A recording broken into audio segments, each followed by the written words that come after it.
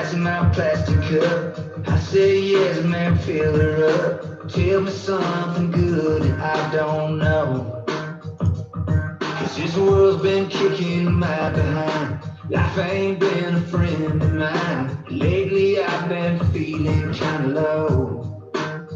And she looked back over her shoulder, pointed at the sign hanging up on the wall.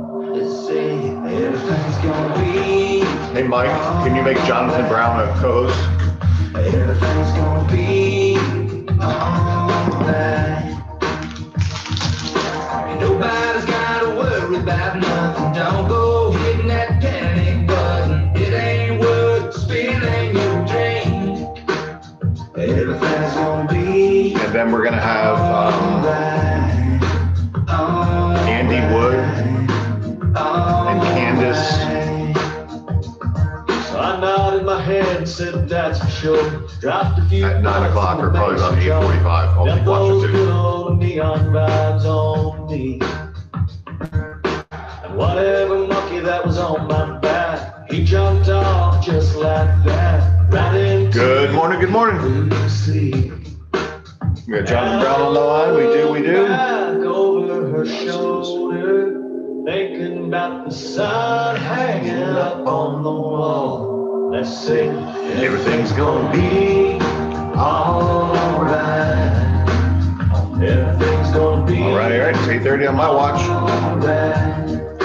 or my computer calendar anyway. Good morning. Hello, Jonathan.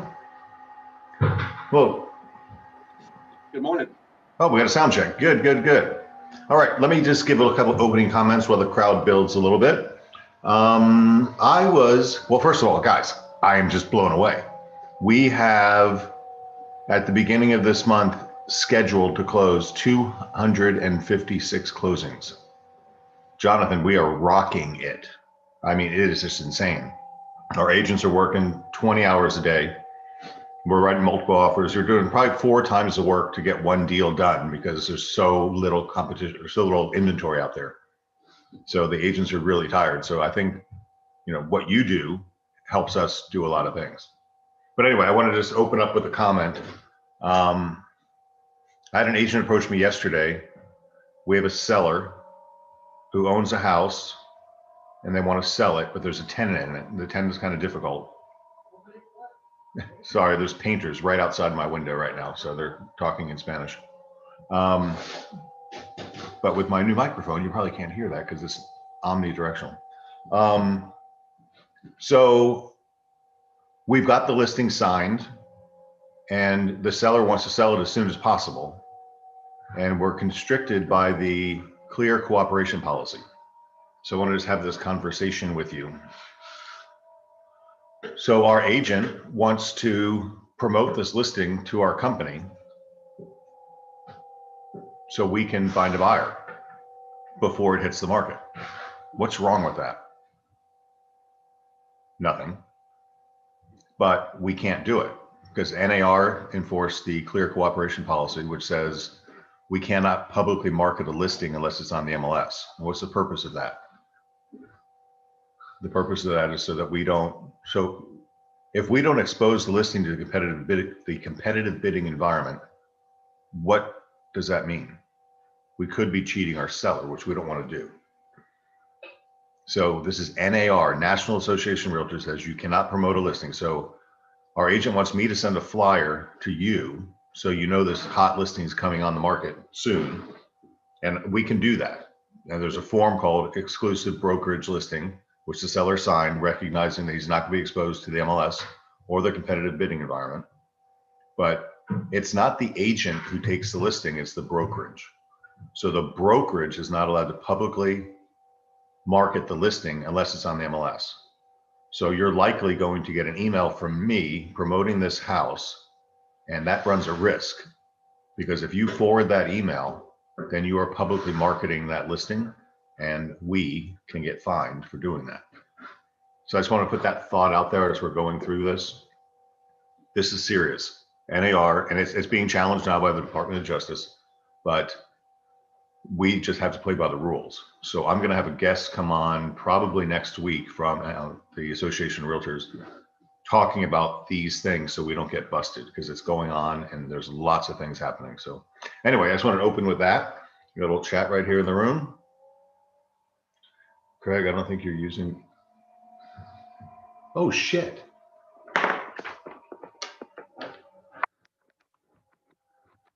Oh, shit.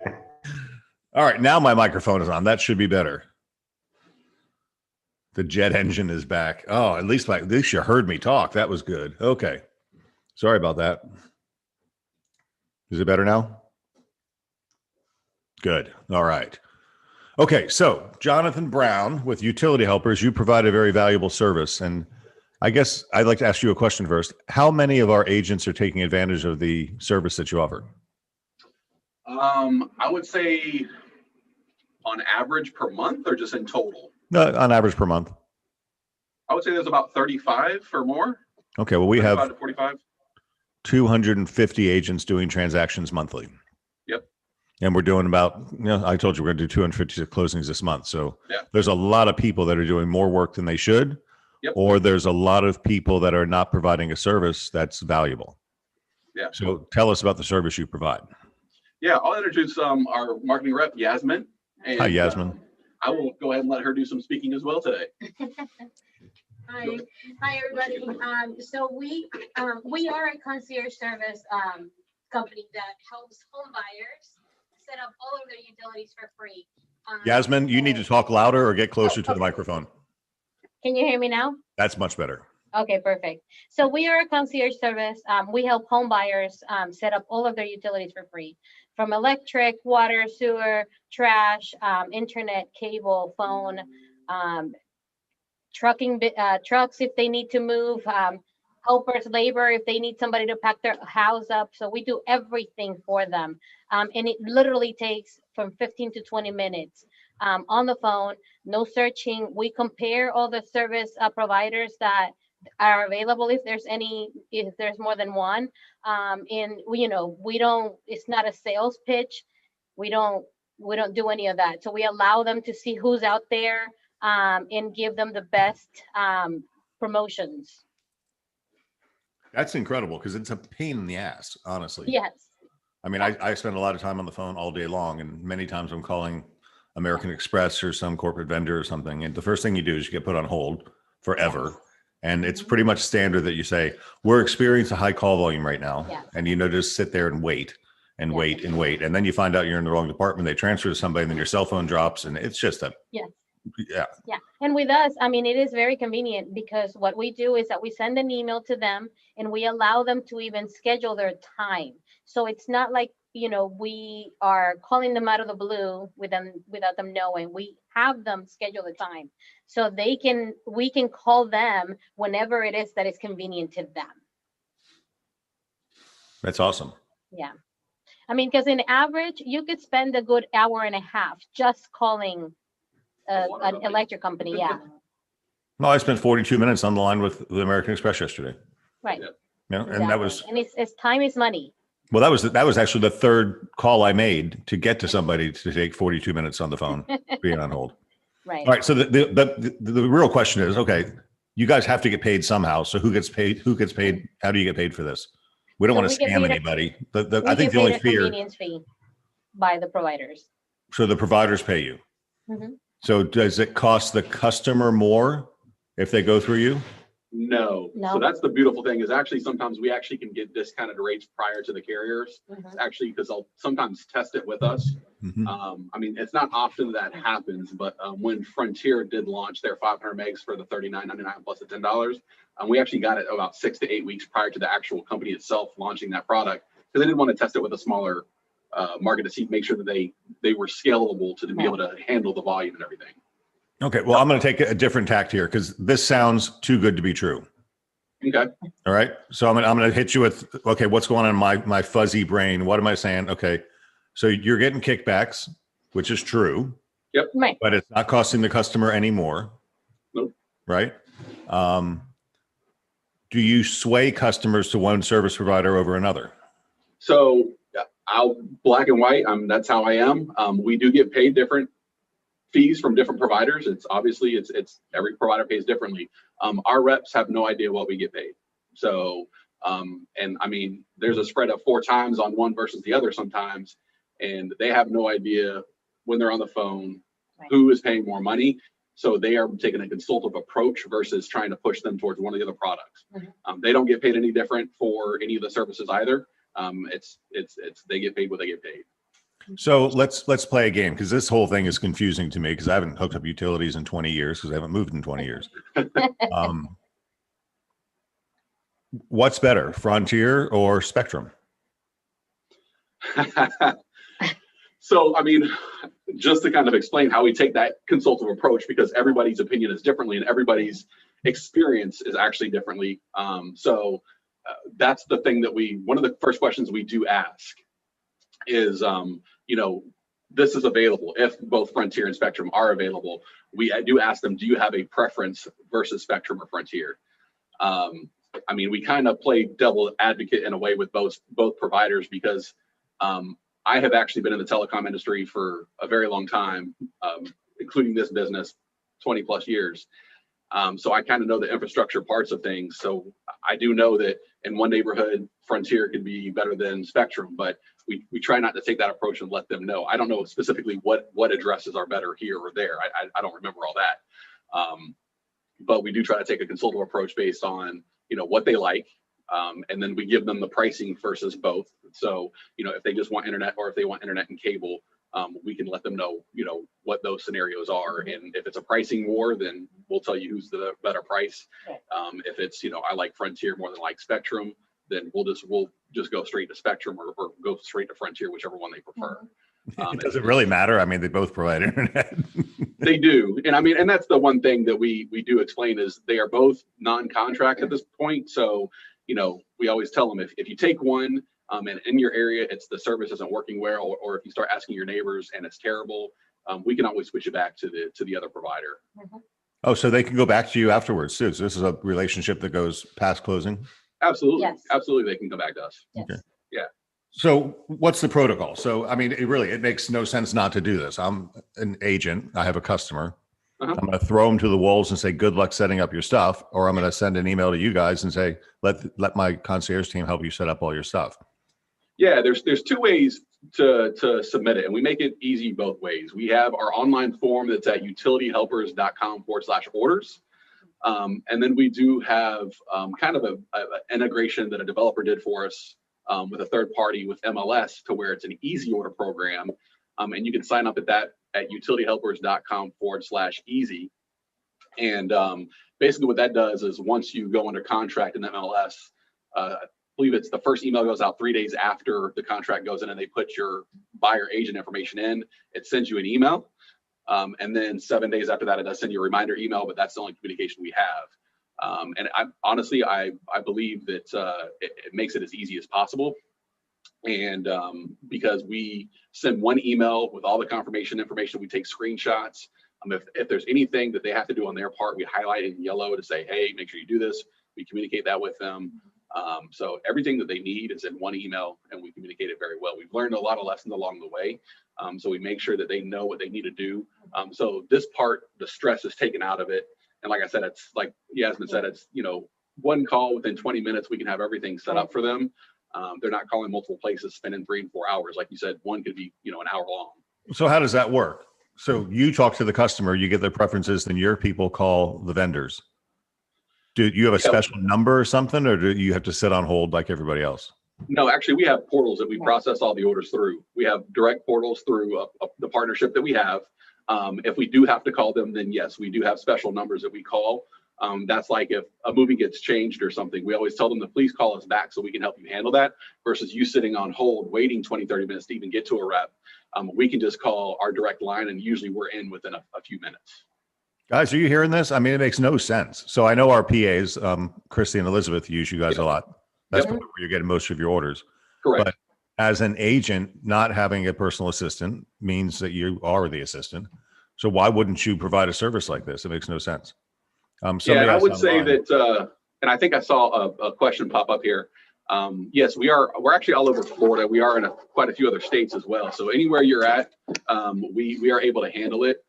We actually, when we do the research on the back end, because like Pinellas County is a little bit more difficult than Hillsborough County because there's, I think, 28 or 38 municipals over there. We have it pat down to where we know who the water and sewer company is, to where versus just giving them a list, because there are some interesting scenarios in some areas. Even Pasco County is a little bit different. So we've got it down to a science, and we can make sure they get the right information. And if Do you there's work in anything- Orlando and Sarasota and Bradenton and all that too? Absolutely, everywhere. Yeah, Yeah. Right, so company wide, you can help our customers. Yes. absolutely. That is correct. Yeah, and we do say, I know there's some agents that say, oh, I give your information to my buyer. And just in the time that we've done it, it works out better if you do it for them. Take a few minutes, key in their information, or sign up for our easy order. Because what we do is we cite you as the agent, the referring agent. We say our office is being provided by you, and we cite your name so that credit's coming back to you, so that when we do a great job, which I know we do, hopefully they come back to you and they're saying, hey, thank you for referring them over to me. That was great. And you can look at our Google reviews. You look up utility helpers, go look at our reviews, see what agents and buyers are saying about us.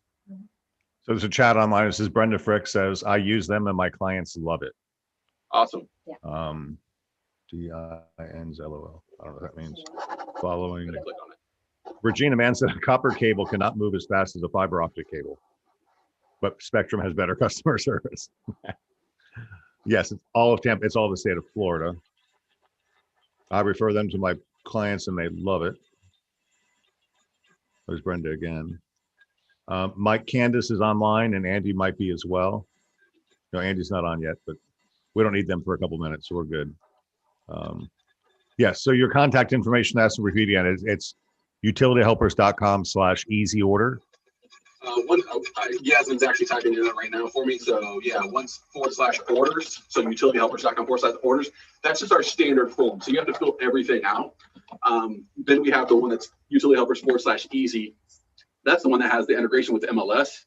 And the beautiful thing about that is you don't have to key in all of your information every time. So if you do use an admin or TC, we can autofill that. We can autofill your information.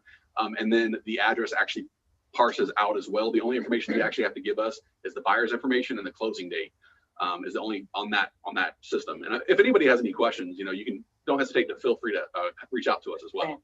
So you're in the same situation we are. The end of the month is hell, and you sit around twiddling your thumbs the first of the month, right? Yeah. Oh, doesn't that drive you crazy? Yeah, and that's why we try to get our service is best utilized. Honestly, we'd love to get it at contract. If it's a last minute thing, we're not going to turn them away, but there's sometimes limitations to what we can do with some of these providers, like the electric company. The way that we process the orders, they can require anywhere from 3 to 5 or more business days. So we always request that we get the information at contract or just after inspection if you want to wait till then. But the earlier the better for us. We don't call them, the way that our program is set up, we don't call them till 21 days prior to closing. I mean, we have closings out to, sometimes 6 months, 8 months out for like new construction. We do send them an intro email just to say how we got their information, because we say we cite the agent. And then we also say what we do, so they know, what we're going to call them about. But we don't, and we do give them the number if they want to give us a call to ask us any questions. So this really is a partnership. We need to work together to make this happen. Absolutely. But as far as customer service goes, I don't understand why an agent wouldn't take advantage of this. That's a good question. I think it's a misconception of what's the catch, like you said. Is there any situation where a customer would end up paying more because they went through you? It's never happened. It won't happen.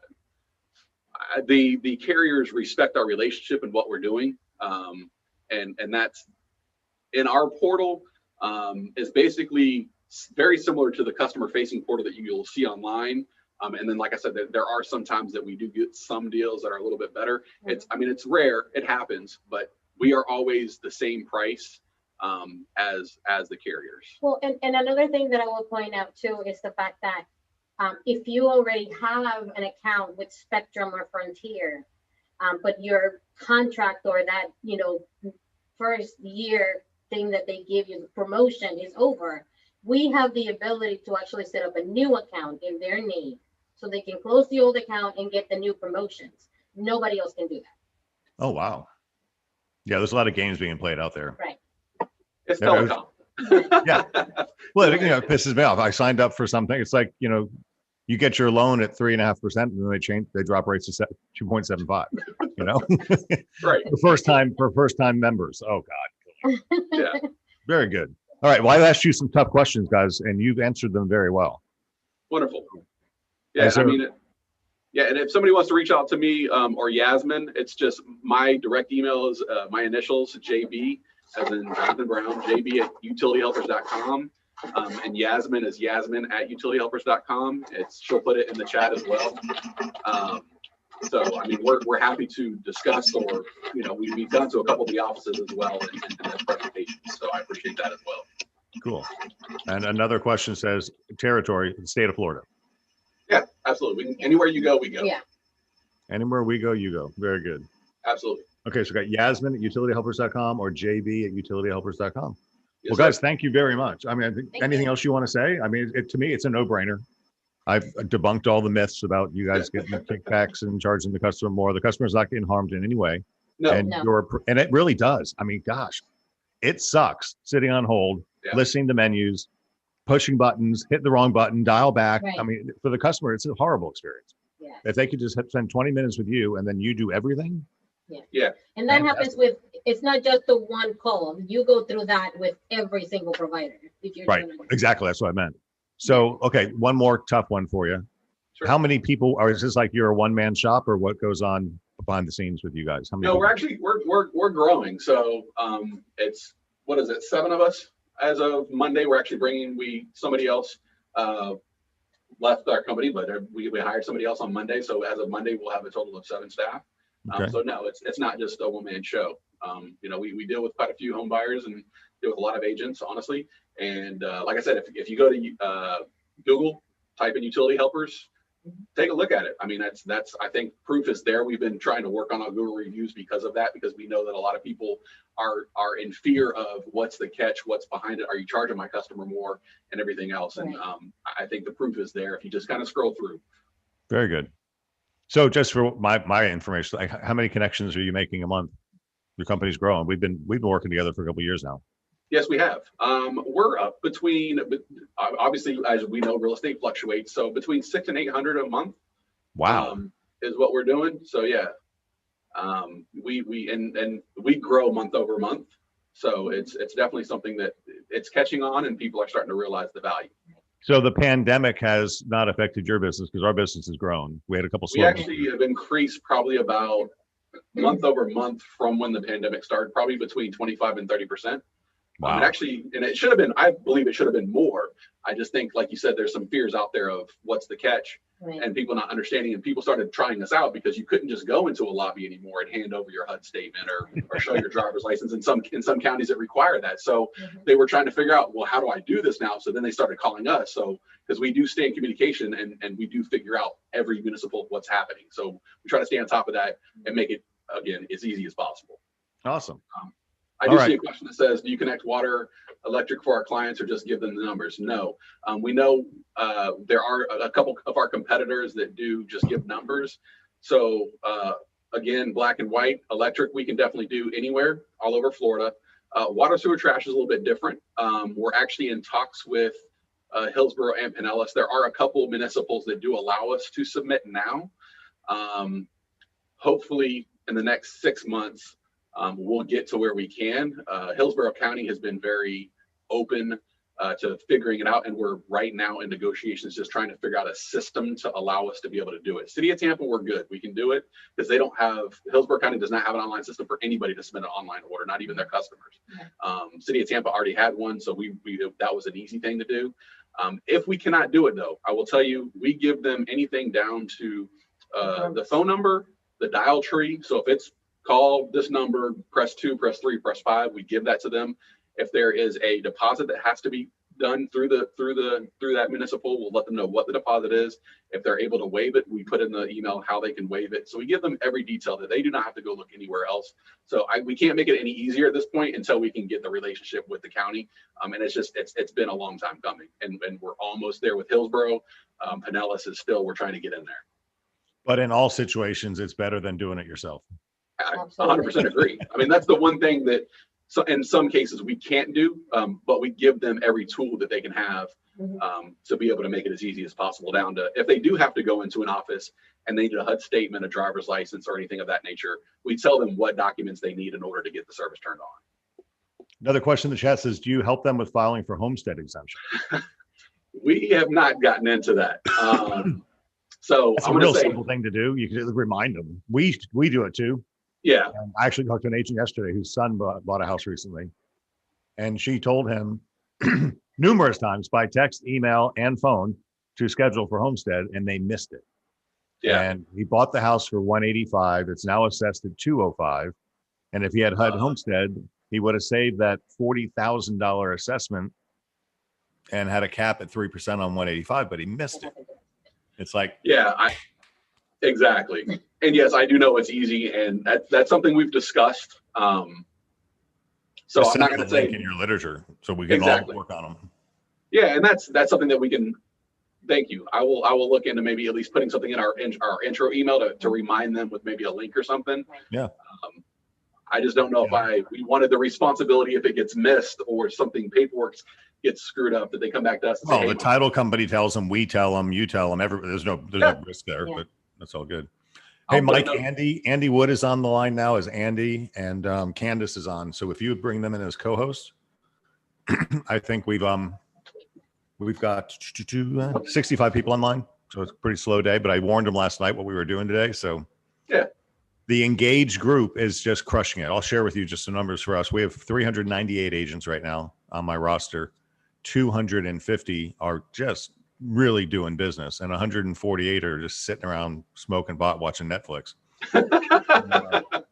Well, we focus on those productive ones then, right? So the group that's watching is the group that would use you because it makes total sense. All right. Absolutely. All right. So Awesome. we're going to disconnect you as host. Thank you very much. You got in the chat, guys, you got Yasmin at utilityhelpers.com and JB at utilityhelpers.com for the direct contact. Then you got utilityhelpers.com/orders and utilityhelpers.com/easy to start figuring this out. If you're using a transaction coordinator, share this with them. If you're using our PAs or TCs now, they're using this and they do it all the time. So Yes, they do. you're Yes. good. All right. Thank you very much for your Thank time. We you. greatly appreciate the time. You're welcome. Great service, guys. We are in the customer service business, and Yeah. you know, little minutia takes time and is aggravating. It just is. Yeah. So if we can provide value in any way, shape, or form, let's do it. Share it with your FISBOs. Share it with everybody. Just add value Absolutely. in some way, shape, or form. Yeah. Good Thank you. deal. Well, thank you, guys. Yasmin, Good nice to to see meet you. you. Bye. Jonathan, good to see you again. All right, we got Andy and Candace. This is like really important to me. We've been talking, what we're trying to do is give our agents things to talk about that would inform and educate a consumer. You know, our slogan is empower, educate, and encourage to take advantage of these opportunities in this market. It's insane to buy a house. Andy, you and I talked the other day. You were quoting me like 2.75% for a renovation loan, which is crazy. Let's do a sound check on both of you just for fun. Candace, can you say something? Good morning. Okay, that works. Andy, No, we're not hearing you. I saw your lips move earlier, but nothing came out. You get that fancy headset? Nope, we're not hearing you, dude. How about now? Now you go. Yeah. Okay. I turn that I mic on, ordered you it. do. I Yeah, that makes it ordered a new mic and it's super high tech. Has too many buttons. Right. Okay, so you heard me talking, right? I did. Absolutely. Good morning. All right, so give us, okay, so inventory's tight. Mhm. Me personally, I went to look at a home the other day and, you know, is it inside before hit market deal? And the guy lost his wife. He's 80 something years old. He lost his wife. The house is, seawall's trashed. The yard landscaping is well overgrown. The cabinets are original. The carpets are original from a 1980s house. I mean, it's going to take $125,000 to fix it up. Right. Right. So I don't have the down payment and $125,000 to fix it up. So Right. I have to rule that house out. So I can't look at it. Right. Nope. And Nope. almost nobody has. I mean, that when you start, over this, I just started 28 years, Craig, and when I've seen people's bank statements, most people have 30, 40, 50 grand in the bank. Maybe an aggressive person might have 60 or 70, but who has 120 just sitting in the bank? Well, if you have 120, it shouldn't be in the bank. But Right, exactly. So it just doesn't happen very often. And as you and I were talking on the phone the other day, there's no such thing as a deal on the perfect home. It's always the one that needs something. It's the one that has the 1980s kitchen. It's the house that's 3,000 square feet, but it hasn't been touched in 20 years. And so these renovation loans allow you to purchase that home and not burn up all your credit. So whether it's owner occupied, second home, or investment, we're going to lump the purchase price in with the repairs all into one package. And then their down payment is based on the total. Can I share my screen? Because I have Yes, you can. okay, I'll do that here. Guys, this is really important because So- cash is king and most people don't have a lot and there's nothing to choose from. So even a guy like me looking at that house, I don't have enough cash to make a down payment and do the renovations. But I've got enough credit that I could buy the house. So let's say it's a $400,000 house and I need 100 grand to put in it. So I'm going to buy it based on a $500,000 house, put a down payment based on a $500,000 house, but I'm going to pay 400 and then the lender's going to give me the 100 with rules to fix what I need.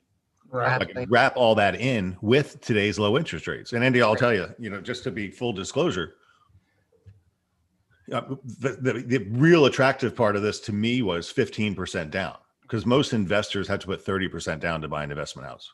Right. And And then you- do the repairs out of pocket. And you got to do the repairs out of pocket. But with your programs, and which are FHA approved, it's only 15% down, and that was really attractive. But then you and I spoke the other day and says, Craig, yeah, but you're going to pay for that low down payment. So I just want to put full disclosure out there. Sure. 15% down, you're going to get in the 4s probably. 20% down, you're going to get in the 3s probably, and 25% down, you're going to get in the 2s. Correct. So there's a risk for that. So just don't go overselling something to make it sound really good. Mhm. So there's always there's a cost and benefit. But guys, forget it. 4% is amazing. Right. 3% is fantastic. 2% is stupid. I mean, it's just really. Andy, you've been doing this, you said, for 28 years. Yes. Have you ever seen rates at 2.75%? I haven't. It made me actually go out and buy my own house. We just closed yesterday. So when you can buy at this low of a payment, it's just insane. I mean, you remember back when rates were in the 10s, Yeah. 10s, 9s, 8s, and now it's 1/3 of that for the payment. I mean, it's just, it expands buying power.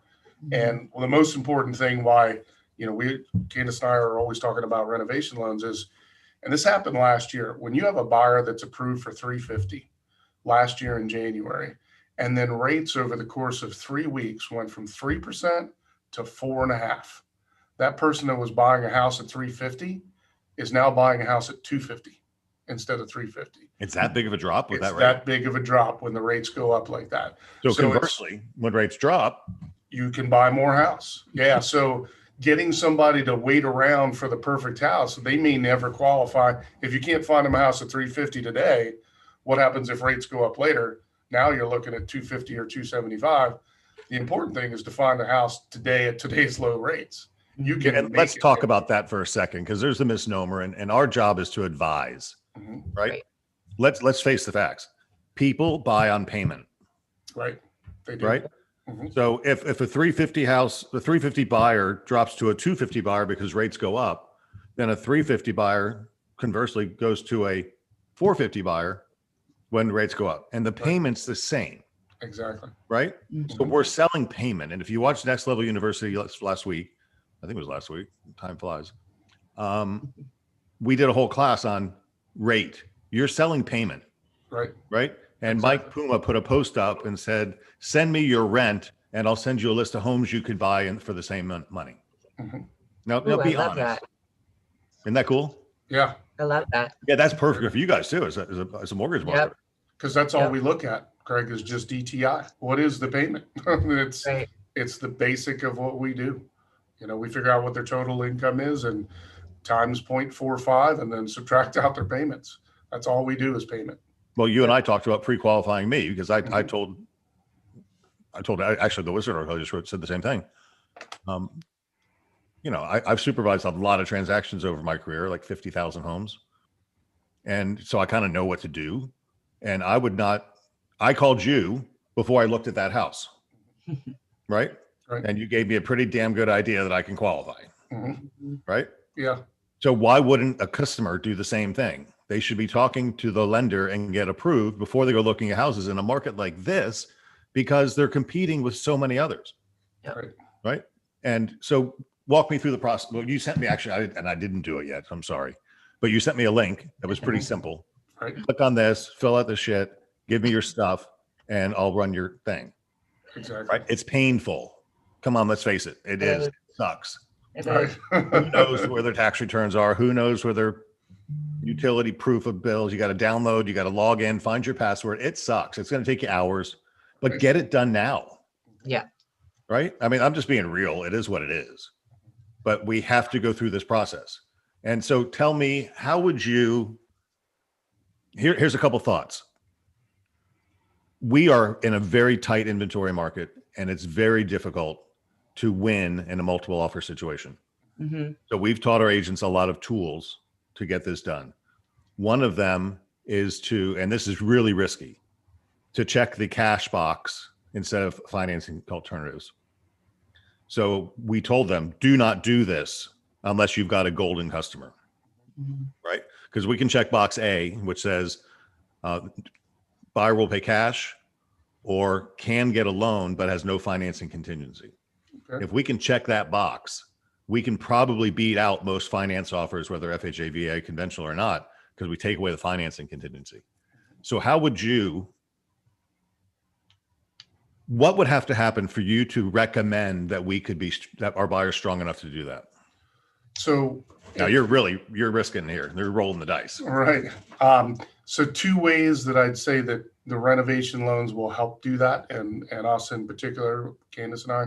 The first is if you go FHA 203K, we get a 10% wiggle room on the appraisal. So we're going to lend these renovation loans with 203K, finance 110% of the after improved value.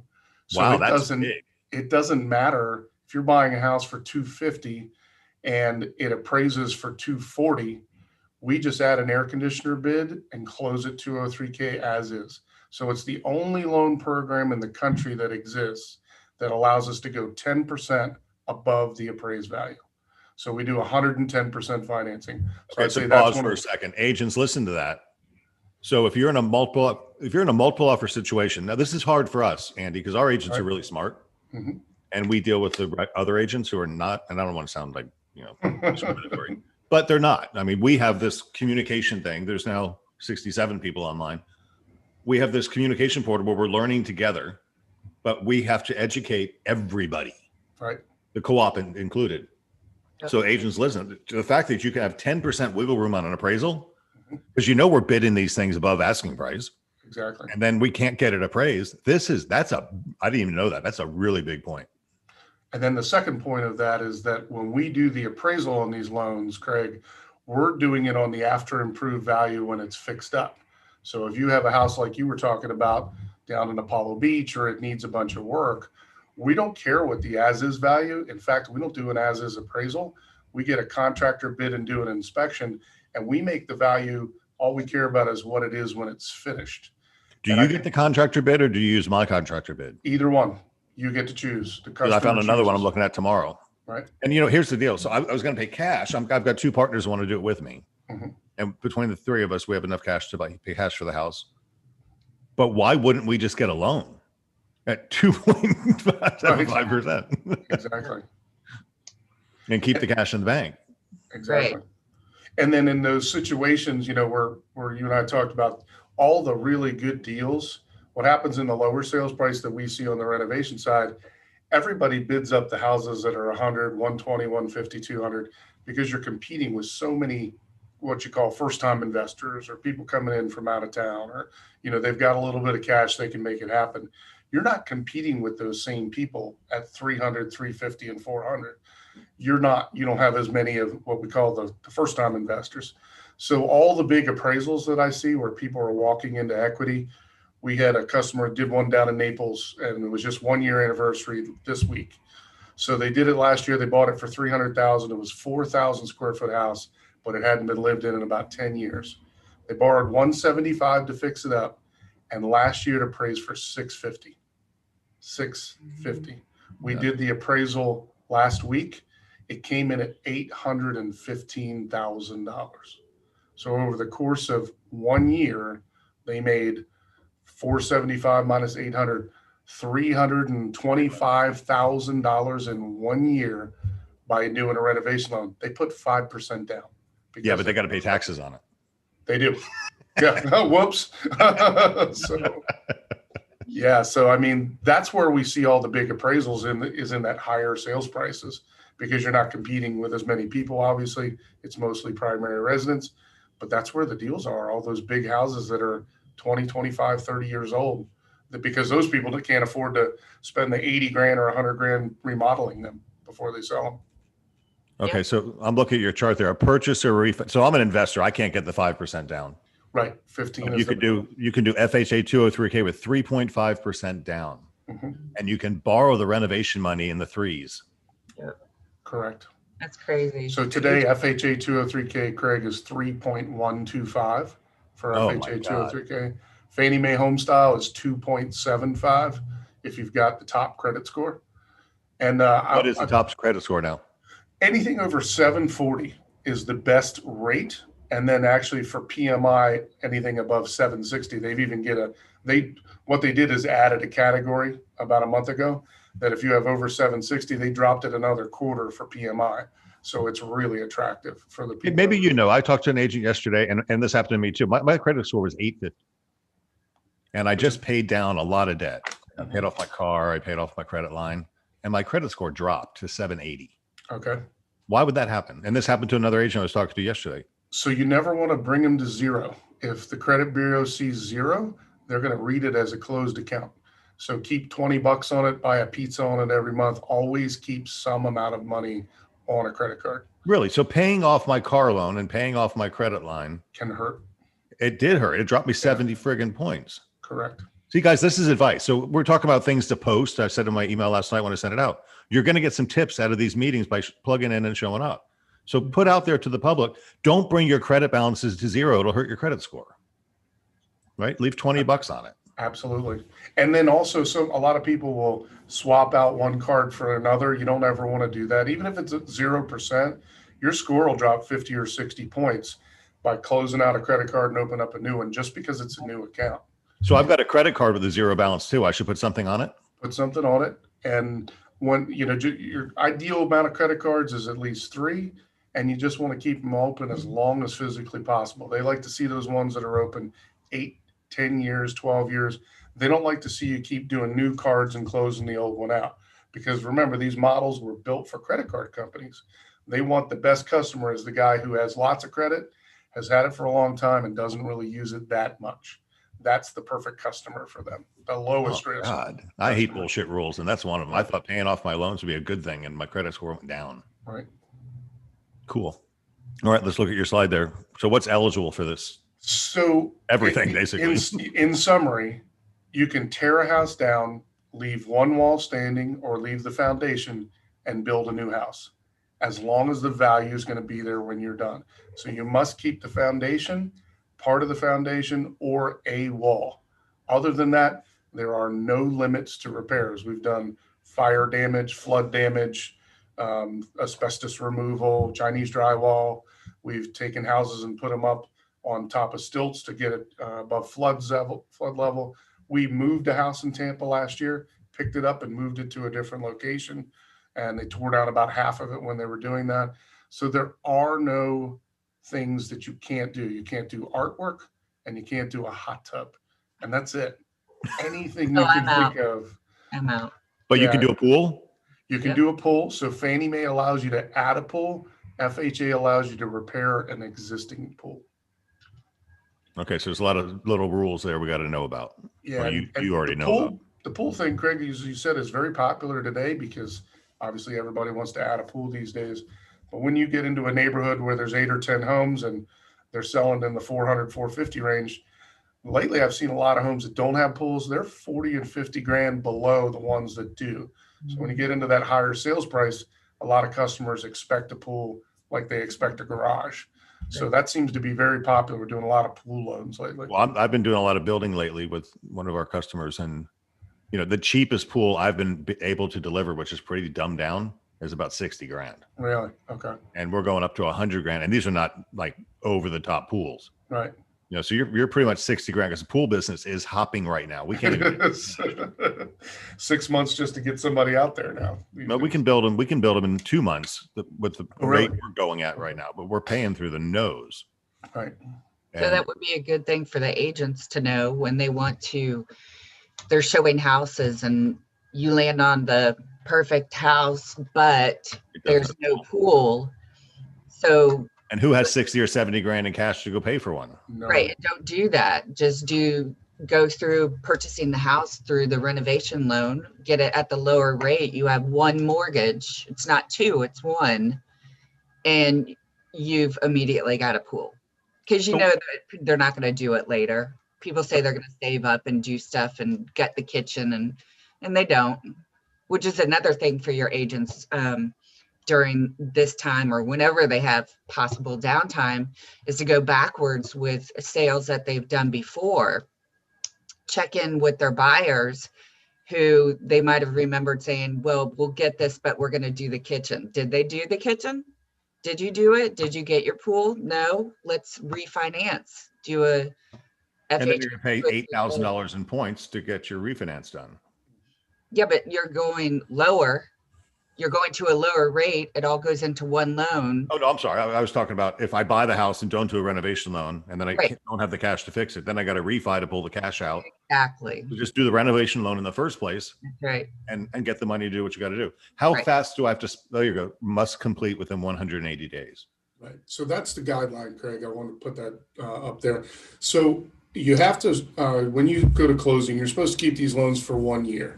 So it's not designed on the investor for a guy who wants to buy it, fix it up and flip it right away. You're supposed to hold it for 1 year. And the renovation starts within 30 days of closing. So all the work is done after you close. So it's very safe because you have title to the property. FHA wants you to be completed within 6 months. Fannie Mae wants you to complete it within 9 months. But due to today's delays with permitting and stuff, they'll let you go up to a year if you need it. So if you're doing major renovation, room additions, putting on a second story, that kind of stuff, they do take a little longer today because of current environment. Is this for owner occupant or is this for investor? This is the rules for all of them, actually. So yeah, all of them, you sign a 1 year affidavit. And then I want to briefly talk, as you had asked me before, about investor. One of the challenges we see on our side when I'm qualifying somebody is a lot of realtors will work with somebody who wants to be an investor. And if I had to throw a number out there, if you put 100 people in a room, there might be 4 or 5 that actually can be a first-time home investor.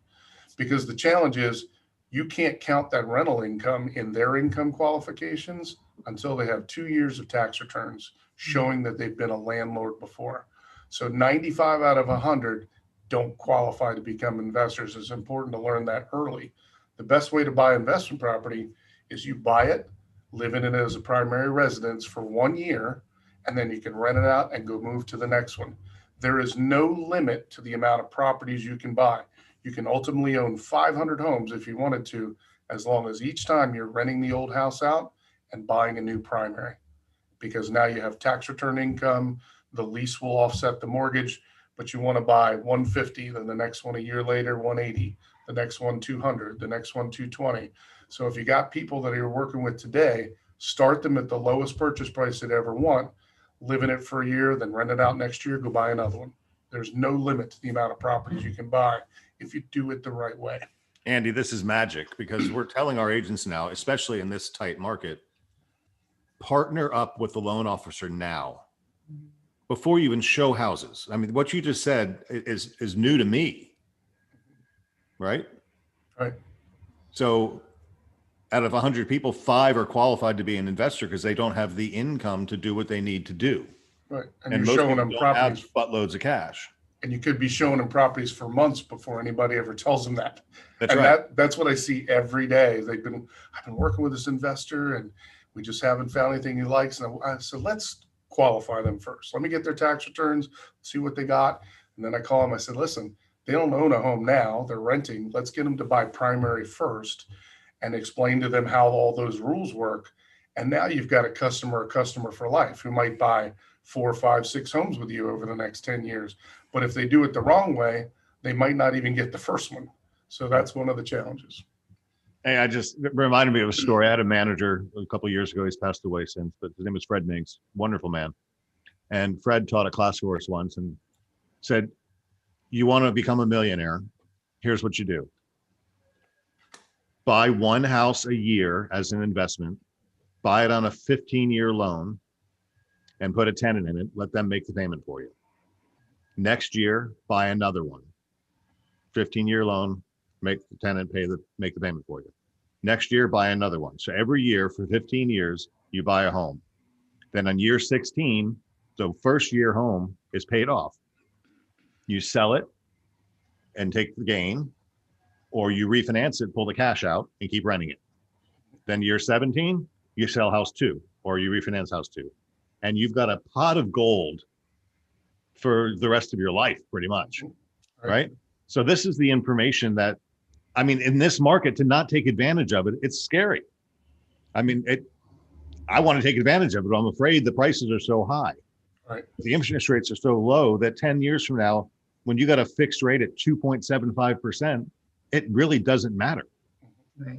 So when we went through Next Level University last week, we were saying it's our duty to reach out to everybody we know and say, if you own a home, sell it and get a better one, or add another home as an investment property, because we need housing, guys. There's 1,000 people a day moving to Florida now, and they're saying 1,400 by next year moving to Florida.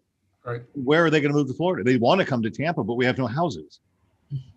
So we got to know the rental inventory, and we got to know the beater inventory so we can fix them all up. The house I was looking at is in a very wonderful location. And I drove through the neighborhood and I was shocked at how renovated it has become. I remember it from years ago when they were old dumpy little houses, but now that whole, not the whole place, but 50% of it is beautiful. Mm-hmm. And that's going to continue, and we can help evolve that. Andy, I've got a saying there, Candace. The activities in a market are dependent upon the activities of the agents in that market. Mhm. So Absolutely. if we can move markets, and we do, then knowledge is key, Right. right? So I just think this program that you taught me about is so valuable for us to keep in our arsenal and just be a way to, I say awareness gives you flexibility, flexibility gives you options, options give you power. Mhm. Being aware that this is out there, communicating it to the public makes you more flexible. So if you get a buyer who says, well, I want a perfect house with a pool, well, it doesn't exist today. Right. But now with the renovation loan, it does. If you Right. can find a pool builder that can actually build a pool in 6 months. And then flexibility gives you options. So now you have more houses to look at, which gives you power so you can get what you want. Right. So there's my rant. All right. What's this target market thing? So just in line with what you were just saying, Craig, is that by using renovation loans and introducing it to the buyer at an early phase, it opens up the target market for the customer, because you have a customer who says, I want to have stainless steel appliances. I want granite countertops. I want walk-in closets with closet systems. I need a 3-car garage. I need all these lists of things. What this program does is have your realtor just say, listen, I don't need to find you all of those things. I might find a house like in this blue section. You want to have a 3-car garage. Well, that doesn't really happen in this neighborhood, but maybe I can find a house that has a big lot and you could build a 3-car garage on it. Or maybe this house is the perfect house, but it's got a carport. Well, we can convert the carport into a garage. What happens a lot in South Tampa, if they end up working there, you know how those houses are. You may not be able to afford to be in Plant High School District, but if I bought a 3-bedroom, 1-bath house, I could turn it into a 3-2, and now I'm buying it for 100 or 200 grand below market. So this is just talking about how to use this program to get a property that may not be perfect. Another example that we had from somebody a couple months ago, they were allergic to carpet. So they wanted all hardwood floors. They wanted just hardwood and tile, the whole house. So the realtor said, well, how about doing a renovation loan? Because there's a couple rental properties that had carpet in it and it looked like a CSI crime scene. So she said, you know what? Maybe we go into this house because it's priced right, because it needs all new floors. And let's buy this one because now you're going to get all your hardwood floors. You get to choose what floors you want, and you're buying it at the right price because the floors are all trashed. So it's just a shift of the way you look at it. If there's something you really want, you might want to find a house that doesn't have it. Maybe it's got big bedrooms, but small closets. Well, you can go in, expand the closets, build walk-in closet systems. So you can kind of make any house the way that you want to make it. It doesn't have to be that perfect house. We've got a couple questions online. How long does it take to close? These renovation loans are a pain in the ass, right? They take a long time to close. They do not. So the first one you do, I would always recommend do 45 days. That gives 15 days for inspections and a contractor bid, and then closing within 30 days. Once you get good on them and you have your team, you've got the lender that you work with, you've got a contractor that you trust. We know plenty of inspectors we've been working with for 12 to 15 years. I've closed them 18 days, Craig, from contract to closing. It's actually easier to close a regular renovation loan than it is a regular FHA loan. Because if anything pops up in the appraisal, I just add it to the bid. And we get a 10% wiggle room on the appraisal. So everything actually happens much faster in a renovation loan for somebody who does them and does them consistently. There's another question online. It says, what's the FHA 203K rate right now? 3.125 as of yesterday. 3.12. And that's with 3.5% down.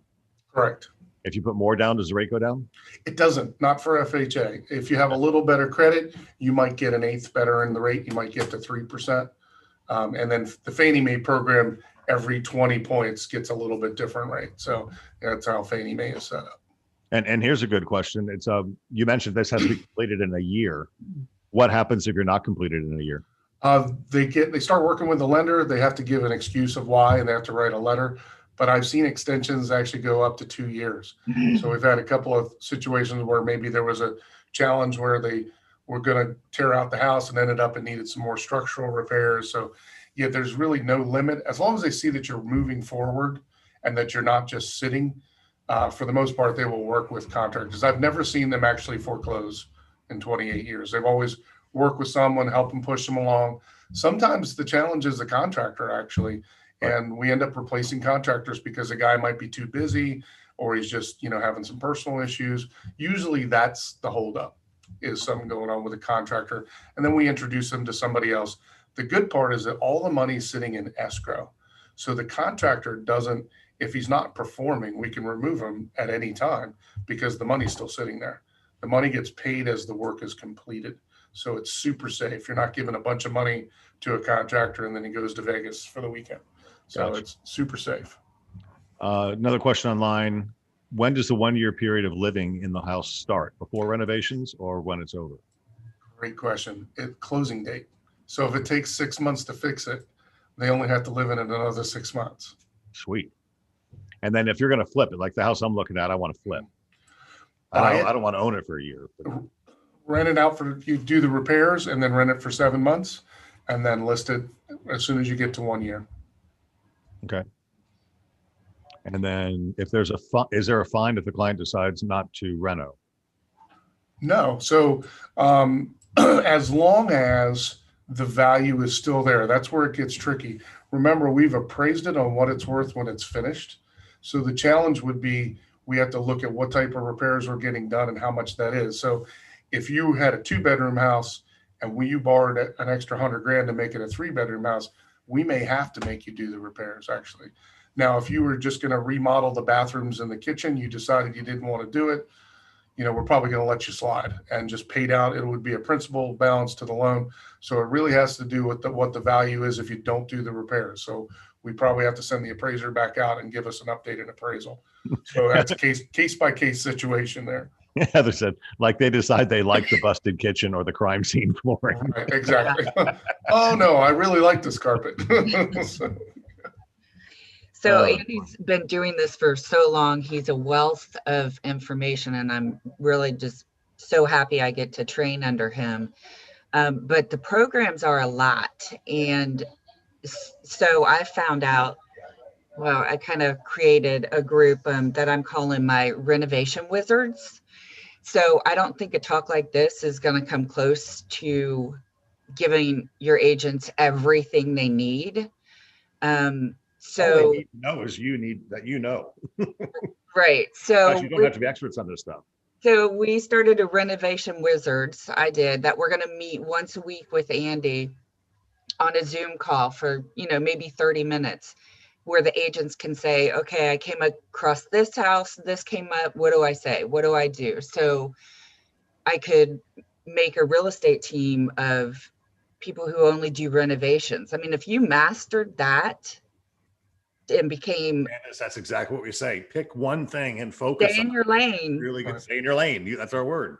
Stay in your lane. Right. I love it. Yep. So I will send my email, or Craig, you send the email to me. And I've got them all together on a group, and let's You send me what you want. I'll send it out to the team. Yeah, Everybody, not just the ones online. let's become masters. Let's do this and get these houses sold that no other agent can sell, and they don't know what to say when they come to these houses. We got answers. Andy, will you type into the chat your contact info? Because everybody's asking for I it. sure will. Yours and Candace's. I'm gonna. So guys, watch your chat here. I'll leave the room open for a minute or two because we're at the 9:30 hour right now. Hey, let's see here. Hey, Candace, can you type yours in there too, real quick? Yep. Where is the chat? Regina wrote in, Candace, how can I sign up for your renovation wizards? I'm doing it right now. Reach out. I got a Q&A here too. Let me check that one real quick. Oh, Andy, they asked you, can you please repeat the formula? Yearly income times 0.45, was it? Yeah, so we'll take annual income divide by 12. And then for most people, a 45 back ratio is what works. And then, so we will deduct any other expenses. So if they have a car payment, we'll take that out of there. If they have student loans, personal loans, credit cards, we'll take that out of there. But a 45 back ratio is the guideline for all conventional loans and most FHA loans. We can go to, if you have somebody with really strong credit, Craig, on 203K, we can go up to a 55 back ratio if they have really strong credit, because we allow expanded ratios on renovation that we don't on regular FHA. So if we know they're going to replace the roof, if we know they're going to do the insulation, the doors, the windows, things are going to bring down their overall payments, we'll let them go to a 55 back ratio as long as we can get an approval for it. Okay. Hey guys, I'm going to ask you to copy your contact information again. And when you send it, hit to all panelists and everyone, because it only went to panelists right now. So only we are seeing that. Okay. Got it. So you see the drop down when it says I do. to everyone. There you go. To all panelists and attendees, A Wood at TitanHomeLoansHL.com. And so Candace, you just copy yours again too, if you would. Just Control C, Control V, and choose to all panelists and attendees.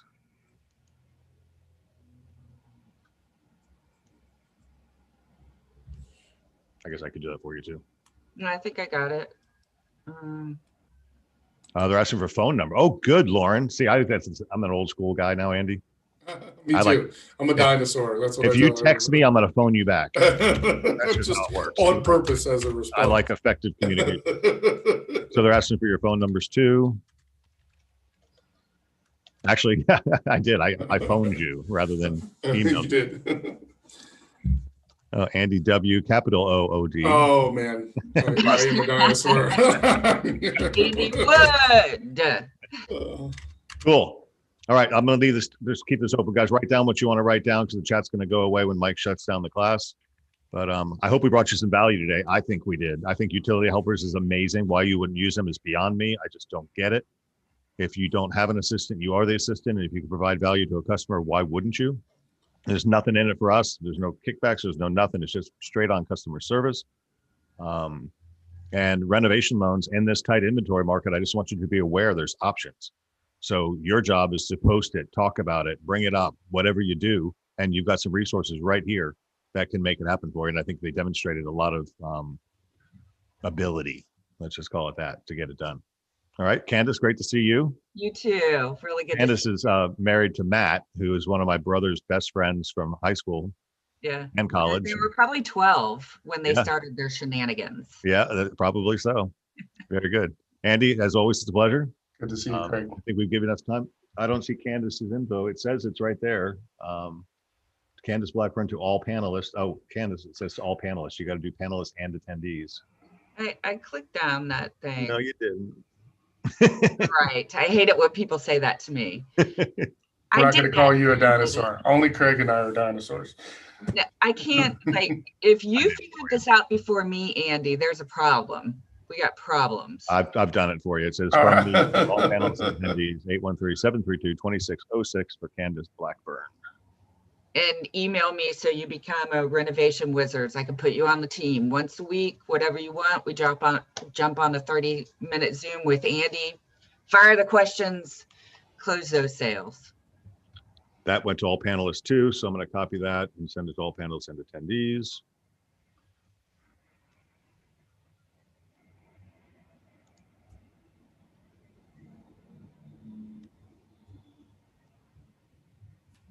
Let's get your email to all attendees.